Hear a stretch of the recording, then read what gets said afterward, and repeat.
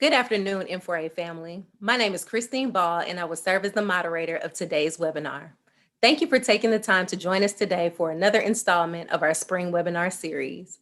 Today's session is titled Utilizing Athletics Alumni for Student-Athlete Professional Preparation in the Midst of COVID-19. I will allow our presenters to introduce themselves. Ladies, take it away. Christine, thank you for that introduction. My name is Danielle Grobemeyer. I serve as our Assistant Director of Development for George Washington University, specifically for athletics. I have been in athletics for over 15 years now. I competed as a Division I student athlete and then was coaching for 10 years and then moved over to the administration side. And I love every single aspect of my job, especially getting to work with Sarah. And I'll hand it over to my colleague, Sarah, now. I appreciate it, Danielle, and N4A. We really appreciate the opportunity to be here and to share a little bit of our own experience with this group. Like Danielle said, my name is Sarah Villaro, and I'm actually Senior Program Manager at McChrystal Group. But during my time at GW, I oversaw our student athlete development programming, and a lot of that was career and professional preparation. So really excited to jump into this today with you all and share a little bit of our own experience. So first, we wanted to provide an overview of what we're going to cover and what we really hope that you all get out of this. So specifically, we are going to take you all through a few really specific case studies to some things that we saw that worked really well and some things that we learned from at GW when COVID hit and the world of collegiate athletics as we knew it just really shifted. And then we are going to go into, we may actually have a guest appearance at some point, and then we're going to go into opportunities and challenges, and then end with our hopes for the future, not only for GW, but truly collegiate athletics and higher education in the future as well. So we really hope that you all can get tangible things from this that you can take back to your own campus, to your own departments, and really implement right away. So it's meant to be practical and tangible, and everything that we share today, feel free to reach out to Danielle or myself, and we're happy to share resources.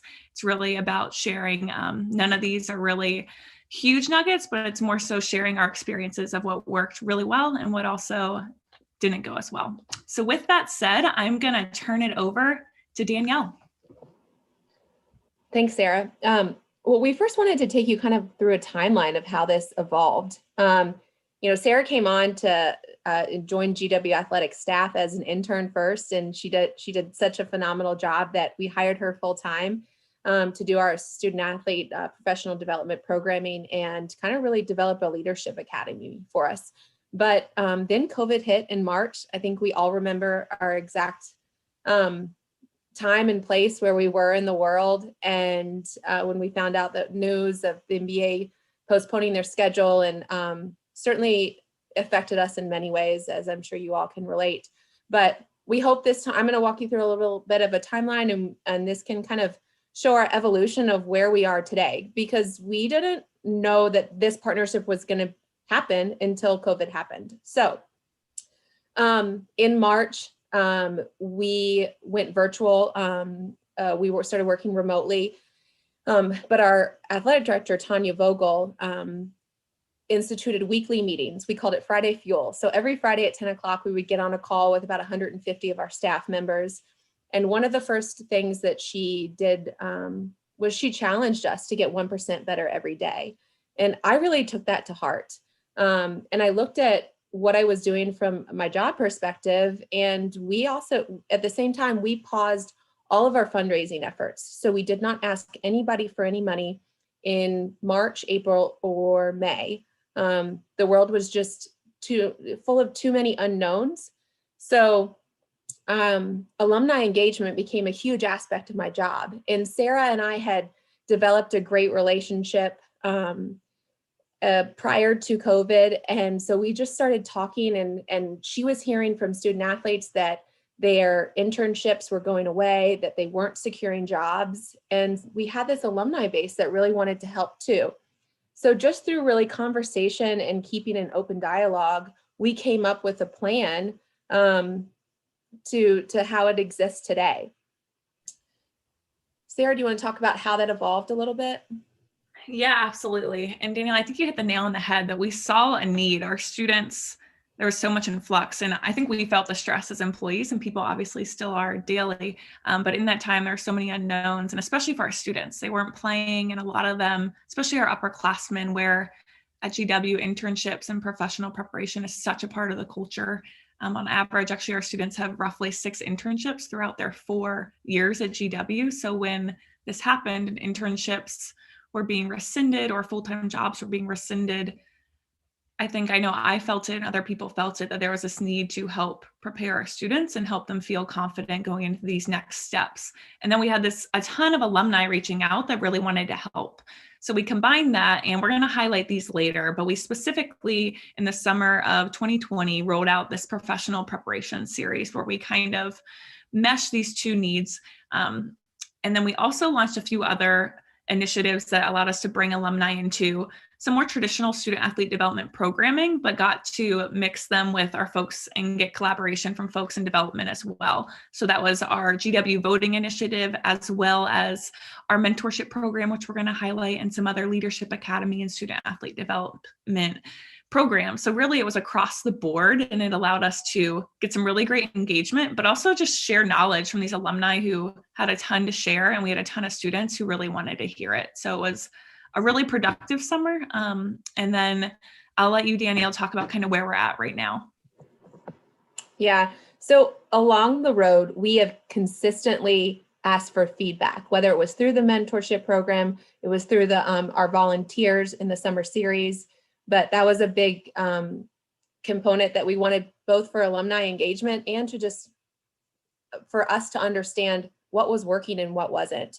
So we've continued to assess the impact through various surveys, and we will take that information that we've learned, and we're going to pivot for the spring. And Jillian's probably hearing this, or we have a special guest. I just ruined the surprise, but we have a special guest coming on, one of our mentors. But we will be continuing to enhance some of the programs that we're working on and we've developed throughout this past 9 months. But before we got to the programs that we're really focusing on, we sent a survey out to over 4,000 alumni and 1,800 donors, and we asked them, how do they want to participate? And I think it was a survey we sent, and maybe it had about 8 questions on it, so pretty simple. They could fill it out. But I'll kind of take you through all these different alumni engagement opportunities that we proposed to them. Number 1 is becoming a mentor. We had a program that started in 2013, and we continued to enhance it, but we wanted to know, do people really want to spend that much time working with our current student athletes? We asked them if they wanted to participate in informational interviews. It's a, kind of volunteer in a day, done in a day kind of thing. And we thought that was something that they might be interested in.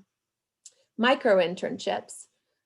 We knew our student athletes were losing their internships, so we wanted to create something that was a little outside the box, and we'll talk about that a little bit later in the presentation. We asked them if they wanted to participate in a speaker series.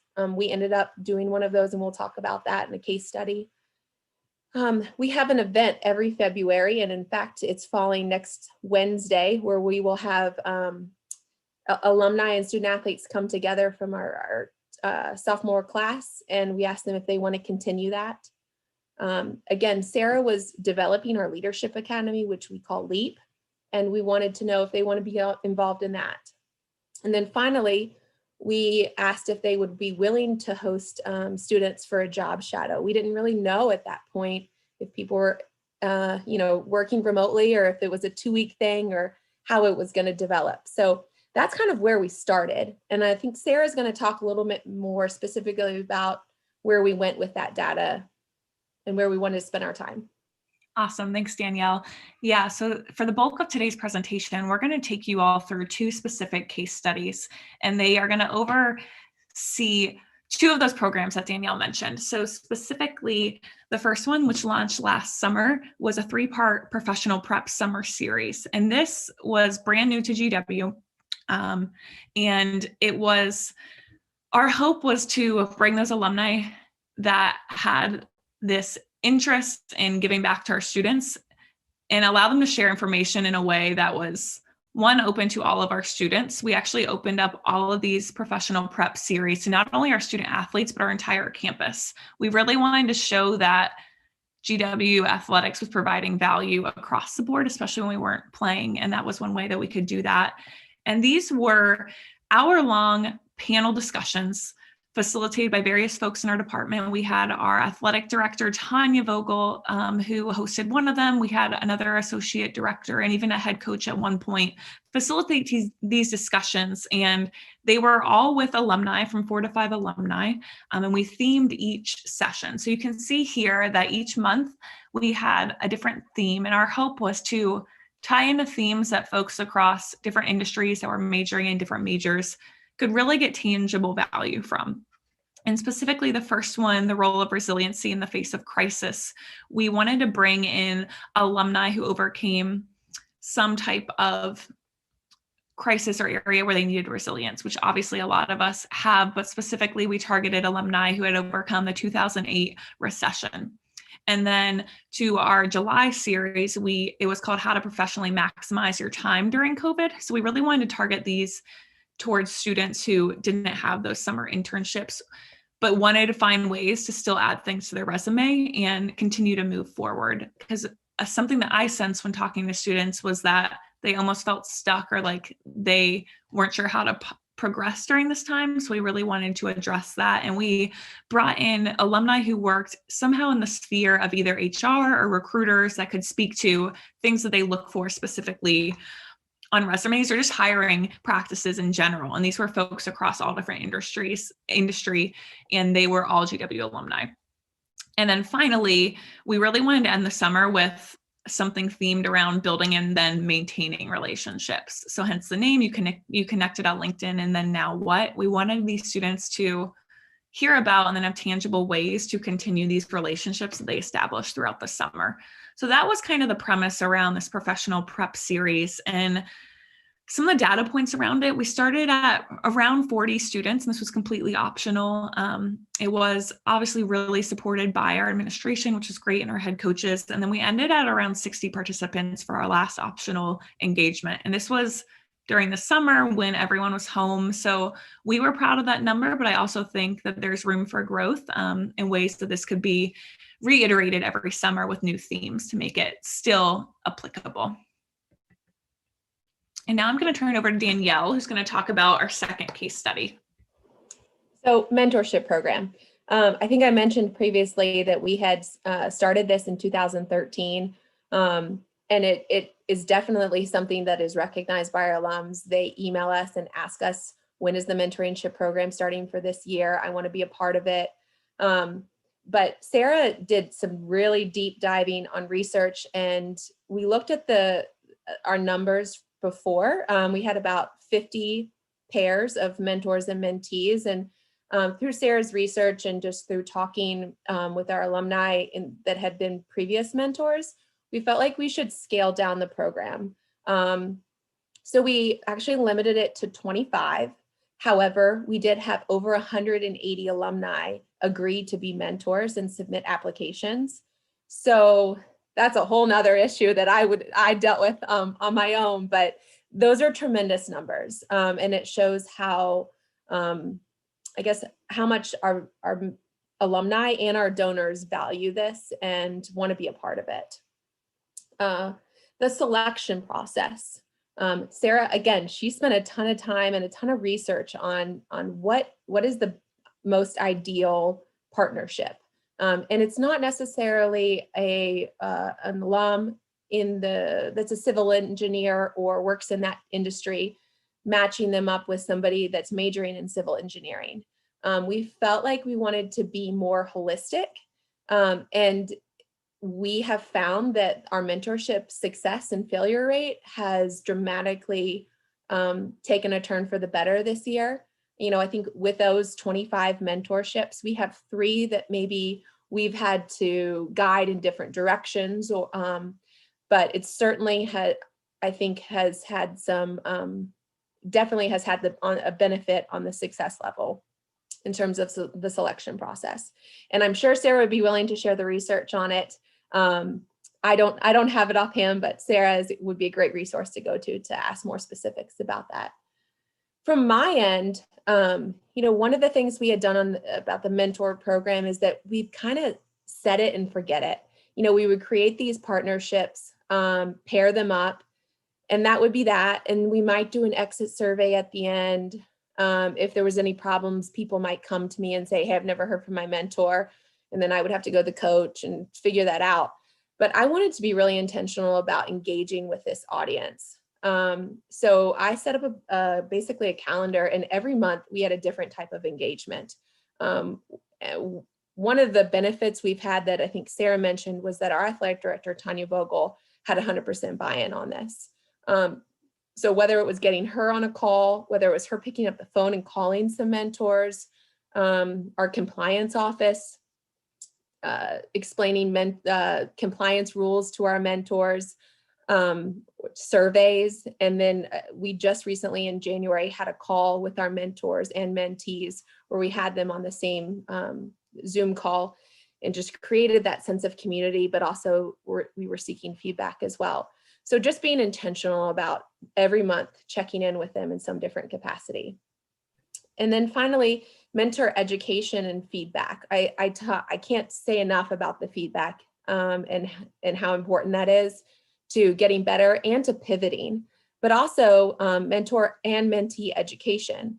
It was something new that we tried, and at the beginning of the pairings, which was in August, we had a separate Zoom call for mentees and a separate Zoom call for mentors, and just really laid out the expectations. Sarah and I were on both calls, and we were able to, I think, clear up how we expected our mentees to act towards our mentors, and then vice versa, and also, put a name to a face. So if they needed resources or had questions, we were there to serve in that capacity. Sarah, did I cover all that? Yeah, no, I think you killed it. That really the two biggest changes, because we were really lucky that we inherited a mentor program that had a really strong foundation and had brand awareness, like Danielle said, but there is a ton of research, and for those who don't want to look into it, around how often, sadly, forced pairings of mentors sadly aren't successful. So we wanted to be really intentional about, like Danielle said, making these really more holistic pairings and making sure our students knew that this wasn't just to lead to XYZ, a job. If that happens, great, but really that wasn't the goal. It was to help develop skills and learn about other life experiences as well. So that definitely was a process, but I also think the time that we spent going through those mentors and the alumni interested allowed us to have the results that we did. But one thing that Danielle mentioned that I think is so important is for us, especially making these changes, being able to measure them in some way and say, hey, did that have any impact? Did it work at all? Did it not work? So we have been pretty intentional about, obviously, in every month when we would have these touch points with the students, getting a pulse of what was happening, but also specifically with our mentors. So the mentor program runs along the academic year, so they're right around the halfway point in December, and that's when we send out a survey to our mentors to get their feedback as well. Super simple, super quick. We know people are busy, and these are just screenshots of some of the questions that we asked, but we wanted it to really be about what was their experience like, but also information that we could use then to revamp the program in the future. So ideally, I was super interested in, one, do they meet expectations? But then also, how much engagement is the right amount of engagement? We encouraged our students to reach out to their alumni, their peers, once a month. We encouraged, if they wanted more, to go for it. But we also wanted to know, like, is that feasible with a Division I student athlete and a full-time working mentor? So it's just really good data points to allow us to have a pulse of both sides of the coin. But with that said, each pairing was unique, and each pairing met at different times and different scales as well. So it was more so a general pulse, and it allowed us to get some really great feedback. But with that said, I'm going to turn it over to Danielle, who's going to introduce our guest. Thanks, Sarah. We're going to do some flipping of screens here. Okay, so you'll notice somebody new just popped on here. Jillian with Stanley is serving as a mentor for us. She's a 2018 GW graduate who served as the captain of the gymnastics team. She now, her title is, let me make sure I get this right, Jillian. She is Finance Strategy and Transformation Consultant at Deloitte. Again, she served as our mentor for the past 2 years. And we wanted to invite Jillian on here because, you know, Sarah and I can talk till we're blue in the face, but I think bringing Sarah on, bringing Jillian on will give you the perspective of a mentor, and she has a very unique story, and I invite her to share it and to give a testimonial of kind of her experience as a mentor and the success that she had this year. Yeah, sure. Thank you so much for having me on. I'm really excited to be here. As Danielle mentioned, this was my second year being a mentor.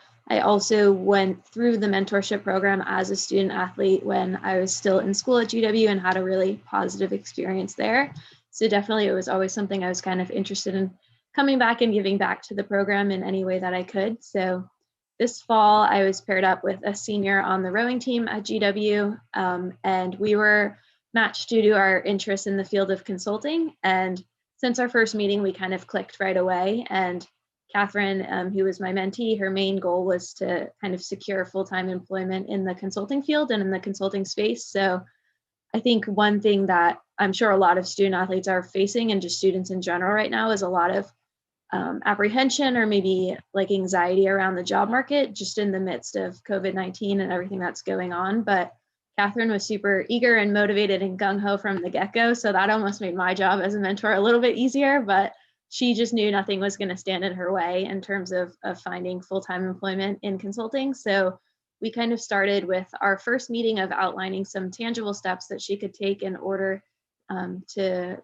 try to aim towards getting a full-time job. And so that included kind of selecting a short list of employers that she may be interested in. We took a look at Handshake, which is GW's platform for recruiting events and on-campus events, and identified some good opportunities for her to network with employers on campus.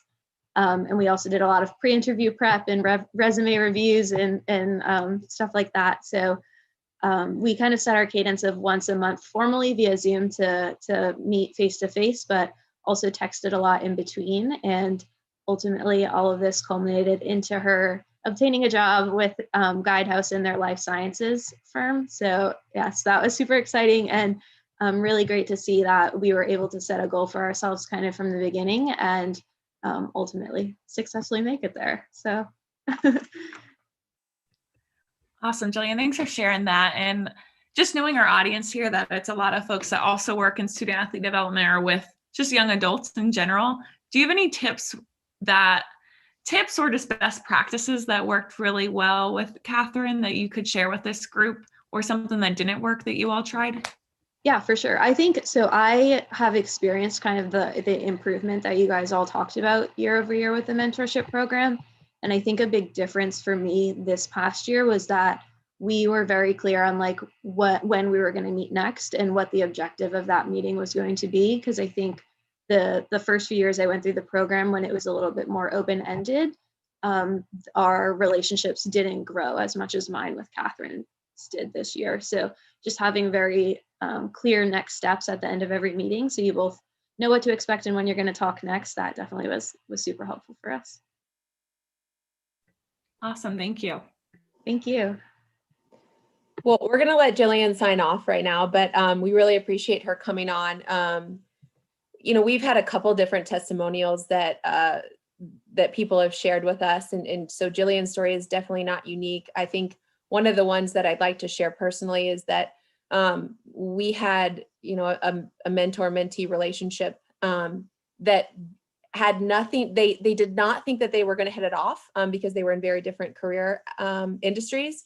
However, because of COVID, we had a student athlete that was dealing with a lot of crisis and just unknown. And she came on one day when we had a call in January, and she just said that my mentor was a support system for me emotionally.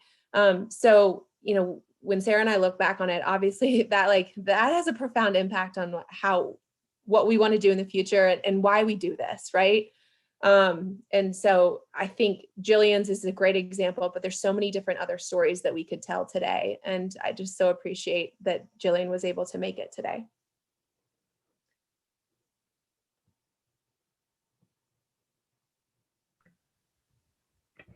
Danielle, I just want to make sure I brought up the screen. You can see the slides and all. We're good to go. I can, yeah. Do you want to put it in presenter mode? Yes. I kind of thought I did have it in presenter mode. Let me stop sharing and then re-pull that up. Okay, thanks. Yeah, of course. While you're doing that, full disclosure, we are pre-recording this because I am 9 months pregnant, and we are hoping no one goes into labor tonight or before we get to the live portion of the Q&A. But we are learning how to pivot and learning how to figure out this technology as we go here.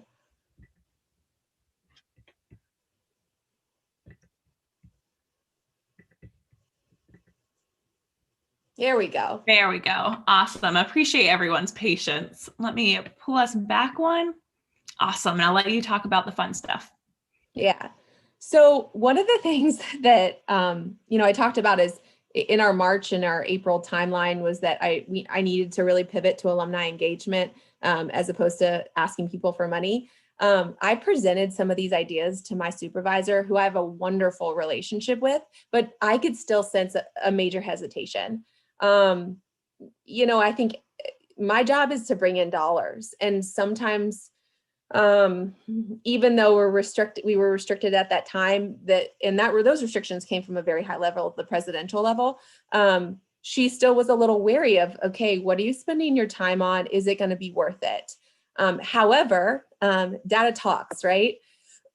So I wanted to share these figures with you guys because I think they speak for themselves. And ultimately, I was able to share them with my supervisor. And I think she's very proud of the program that Sarah and I created. But ROI, GW has created something called an alumni engagement score. It's based on CASE standards. So CASE is a professional association similar to N4A that fundraisers are a part of. And basically what an alumni engagement score is, I put a little explanation at the bottom here, but I'll read it. It's an internal score that provides a baseline to measure growth in alumni engagement over time. And the score is basically representative of 4 different areas. The first one is philanthropic, so giving. The second one is volunteer. The third one is experiential, so events. And then communication, like, do we just have people's email addresses and do they open their emails? It's as simple as that. But the score is based out of 100. And when we started this, our alumni engagement score was 9.1. The next quarter, it jumped to 13.3. So we had a significant increase in alumni engagement. And a lot of it was through our interactions and through these programs that Sarah and I were developing. So I'm happy to share more on that if anybody has any questions on that, but I wanted to point that out. And then giving rate. So starting in June, we were allowed to ask for money again.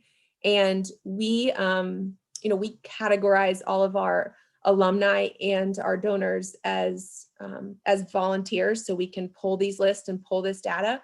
But in the fiscal year of 2020, we could pull that our volunteer giving rate, so people that volunteered, increased to 7.5%. So that's a huge jump in giving of this subset. And again, it was another point of pride that I could share with our supervisor, with Tanya, our athletic director, to show that what we were doing was making an impact.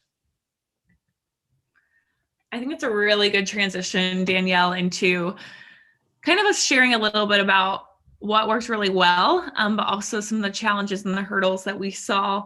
But specifically, as you mentioned, our athletic director, we were very fortunate that we had incredible support from our senior leadership, not only within the athletic department, but also across the university. To give you an example, we actually have our VP and Dean of Students, VP of Student Affairs and Dean of Students, was one of our mentors for not only one of our programs, and we'll talk about our multiple programs, but multiple of our student athletes. And she wasn't even a student athlete in her prior life. So it was pretty cool to see that type of involvement. And for us, it was great because in a time when sports weren't being played, there was questions about jobs, about anything you can think of in collegiate athletics. We've all been there. A lot of us may still be there. It was an opportunity to show the value that our student athletes can add and that the athletic department can add across the university, even when we are competing. So it really was a point of pride for us. And honestly, the ROI that Danielle shared in those data points was truly just the icing on the cake. And with that said, we really, really took pride in establishing this collaboration. And it wasn't just between development and fundraising and student athlete development. It was across the department and across the university. And we really wanted there to be great knowledge management. We wanted there to be ways that this could continue when things change. We've had transitions myself. Danielle, like she mentioned, is 9 months pregnant and could leave at any moment to have a great little baby. But we want there to be a way for this to continue to evolve and get better. So for us, it was big to establish and build upon this foundation. And that was through constant communication. It was through these data points, and it was through creating knowledge management that could transcend ourselves and just our roles, but be more across GW athletics as a whole. And with that, I'm going to turn it over to Danielle. Thanks, Sarah. So my job is to work with alumni. But in addition to that, I have very close relationships with our coaches. Now, full disclosure, again, my husband is a coach at GW. He coaches the swimming and diving team. So that makes it a little bit easier. But, trust is such an important aspect of that. And so we have a couple offshoots of mentor programs that have existed for a long time. Jillian, I'm sure, would tell you that gymnastics has had a mentoring program. Men's basketball has a mentoring program. Men's rowing has a mentoring program. So we knew this. And what Sarah and I, what we didn't want to do is say, hey, you can't have these other mentorships or these other programs. We wanted to take the mentorship program that was kind of centralized and that any student athlete could participate in and set a standard. In addition, we wanted to say, okay, these are the resources that we are giving to our alums, giving to our mentors and mentees, and share those with these offshoots.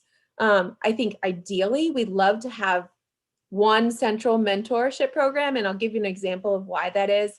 So Sarah mentioned that our VP and Dean of Students, Sissy Petty, was one of our mentors, and we got on a call in January. And she said in front of everybody, Jillian might have heard this too. She said, yeah, I have 3 mentees, 2 women's basketball and a swimmer. And I haven't heard from 2 of that out of the 3. And I'm thinking, well, we only paired you with 1. So I don't know where this other mentor or these mentees are coming from. People have an understanding that we represent the mentorship program and we want to make it as successful as possible and the best partnership possible with everybody involved. So definitely setting our mentorship program at a high standard, but also helping others elevate their program as well. We're talking about successes and failures because we did a lot of learning in these past 9 months. One of the things that our mentors came to us and said that they wanted was to build this sense of community, and we wanted the same thing. So somebody suggested we create a LinkedIn group and have a private group where mentees and mentors could come together and have a chat and share ideas and things like that. We did it. We spent the time putting the emails together and the groups together and getting graphics for it. And it really hasn't taken off like I think the mentors expected and like I think we wanted to. But we need to try those things. And I think that's the beauty of athletics, right? Like we're not afraid to try things and fail. And that's what other departments, whether it might be, the business school or our med school or law school are looking to us and saying, wow, what's athletics doing? Because a lot of stuff is working. Well, a lot of stuff isn't working as well, but we're not afraid to try. So that's one of the beauties of being part of athletics. And then Sarah touched on this a little bit, but just collaboration. And that's really why we're here today. Sarah worked in internal and I worked in external, but yet I think our personality has lended itself to collaboration and just to talking. And that's kind of where we got where we are today, but it wasn't just the two of us. You saw some beautiful graphics that we put in the slides, and that was done through our marketing and communications office. They realized the investment and they're willing to help, and they're willing to put their time into it too. For what's that saying? A rising tide lifts all boats, right? And so I think there's so many different departments that have touched what Sarah and I have done. And we're just the facilitators. So it's been a fun project to work with. Okay, so now where do we go from here? Again, we continue to seek feedback. So we have a plan of what we want to do moving into this kind of second semester, right?